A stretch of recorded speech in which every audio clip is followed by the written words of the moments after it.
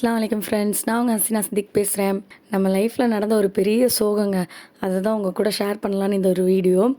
October 2 வந்து நல்லா leave enjoy பண்ணிகிட்டு இருந்தோம். திடீர்னு நோட்டிஃபிகேஷன் வந்து சேனலில் வந்து காப்பிரைட் ஸ்ட்ரைக் வந்திருக்குன்னு.